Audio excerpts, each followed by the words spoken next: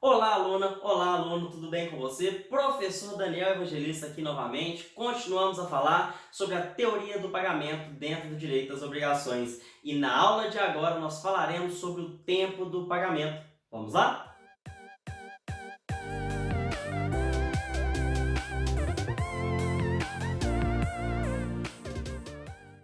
Pessoal, é o seguinte, nós já estudamos isso nas nossas últimas aulas. Tem um princípio no direito das obrigações que é o princípio da pontualidade. O que isso significa? Pelo princípio da pontualidade, as obrigações elas só são exigíveis na data do seu vencimento. Você só é obrigado a pagar quando a sua obrigação vence. Devo o banco data do vencimento dia 10. O banco pode me mandar uma carta de cobrança no dia 8? Não, pois a obrigação ela ainda não venceu. Ele só poderá me cobrar quando essa obrigação tiver vencido. Que fique claro, as obrigações só são exigíveis na data do vencimento. Tranquilo? Mas não era isso que eu queria falar com você dentro do tempo do pagamento. Pensa antes de eu te dar essa resposta, você vai conseguir chegar nela. Prazer, meu nome é Daniel, você quer me vender seu celular? Aí você fala que sim, tá? Beleza, quanto que você quer nele? Aí você vai me pedir R$ 1.000. Combinado então eu vou comprar o seu telefone por R$ 1.000. Aperta a minha mão aqui. Apertou a minha mão. Fizemos um contrato, não fizemos? Fizemos. Nasceu uma obrigação? Sim. Você tem que me entregar o celular e eu tenho que te entregar R$ 1.000. Nós não falamos mais nada. Te pergunto, quando que você tem que me entregar o celular e quando que eu tenho que te entregar os R$ 1.000? Amanhã? Agora? Daqui um ano? Quando eu exigir? Se você disse que a obrigação ela tem que ser paga imediatamente, você acertou.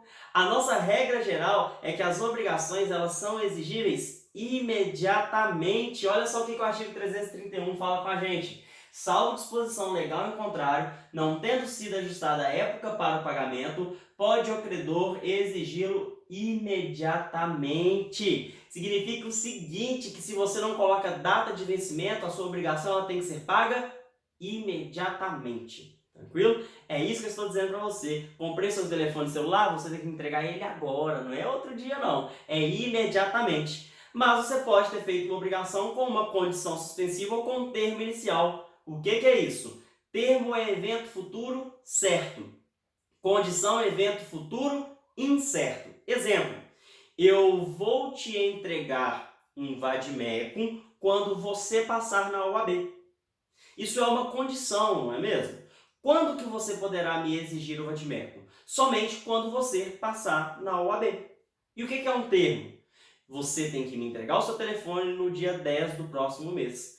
Quando que eu poderei exigir o telefone? No dia 10 do próximo mês. Isso é um termo inicial, uma certeza que a gente tem que vai chegar no dia 10 do próximo mês. A ideia é que a obrigação ela só é exigível após o implemento da condição ou do termo. Se não acontecer nem a condição nem o termo, ela ainda não é exigível. Tranquilo?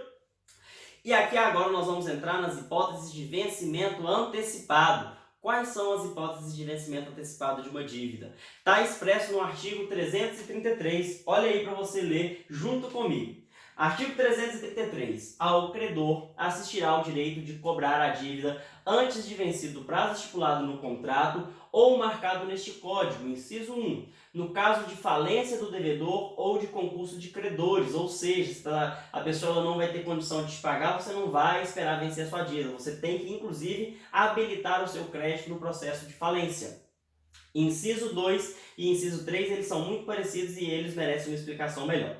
Inciso 2 fala que se os bens hipotecados ou empenhados forem penhorados em execução por outro credor, e inciso 3, se cessarem ou se tornarem insuficientes as garantias do débito, fidejussórias ou reais, e o devedor intimado se negar a reforçá-las. O que é isso? Foca aqui em mim agora. No inciso 2 e no inciso 3, nós temos a respeito das garantias. Imagine que eu fiz com um banco um contrato, e neste contrato eu dei como garantia a minha casa. E aí vem um outro credor e penhora essa minha casa. Qual é a garantia que o banco tem agora? Nenhuma. Ele pode perder aquela garantia. E aí a dívida ela tem que vencer antecipadamente para garantir o direito do banco de receber aquela dívida, já que a garantia dele está sendo executada por uma outra pessoa. Ou a garantia que foi dada ela se torna insuficiente. Como assim? Eu fiz um contrato com o banco e o meu carro ele é a garantia. E aí eu bati o meu carro, deu ali um prejuízo tão grande que ele vale hoje metade do que ele valia. E ele não é suficiente para saldar o empréstimo que eu fiz com o banco. Nesse caso, o banco ele tem que me intimar a complementar essa garantia e se eu não complemento, aí acontece o vencimento antecipado da dívida. O que é isso? O que nós vimos aqui, pessoal? Se você fez um financiamento com alguém, um empréstimo, uma compra parcelada, a pessoa ela só poderá te exigir as parcelas que já venceram. O que você está falando, Daniel? É isso mesmo que você está pensando, tá? Fiz um contrato com você de empréstimo. Te emprestei R$1.000 e você vai ter que me pagar em 10 parcelas de R$100. Você não pagou a primeira, não pagou a segunda. Quanto que eu posso te cobrar? R$200. Professor, mas ele não pagou, eu não posso cobrar tudo, não? Não pode cobrar tudo. Por que não pode cobrar tudo? Porque não acontece o vencimento antecipado fora dessas hipóteses aqui. A não ser que lá no contrato tem uma cláusula falando desse vencimento antecipado. Vencimento antecipado por falta de pagamento. Se no contrato tiver uma cláusula assim, se acontecer o inadimplemento de qualquer uma das prestações, vencerão todas as demais. Aí sim acontecerá o vencimento antecipado. Mas se não estiver previsto no contrato, não irá acontecer o vencimento antecipado, a não ser no caso de falência ou nessas duas hipóteses das garantias, tá? Por isso que é importante estudar a direito das obrigações. Quando você fizer um contrato e você for credor, coloque essa cláusula dizendo que não adimplida alguma das prestações, todas as demais estarão vencidas. Pois se não estiver isso escrito no contrato, as obrigações sucessivas elas só poderão ser exigidas quando elas se vencerem e quando elas não forem pagas. Tranquilo?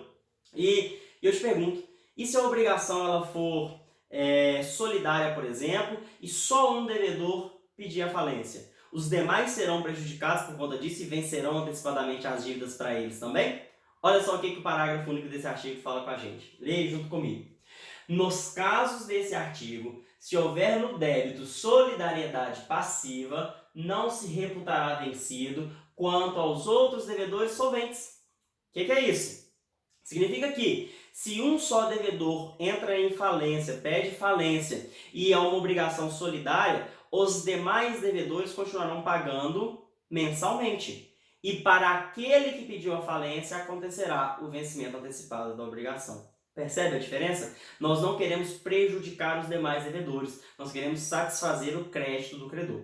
Lembrando que é para isso que existe a obrigação. A obrigação ela tem que ser vista como um processo de melhor satisfação do crédito. O devedor paga, e o devedor paga para quem? O devedor paga para o credor, e o credor tem que receber, a não ser que nós entramos naquelas formas diferentes de pagamento, tá bom? E aí, a partir da nossa próxima aula, nós iremos aprofundar nessas formas especiais de pagamento. Mas eu quero que você me conte aqui nos comentários o que você achou desse vídeo, quais são as suas dúvidas sobre a teoria do pagamento. E eu aguardo você na nossa próxima aula. Um abraço e até lá!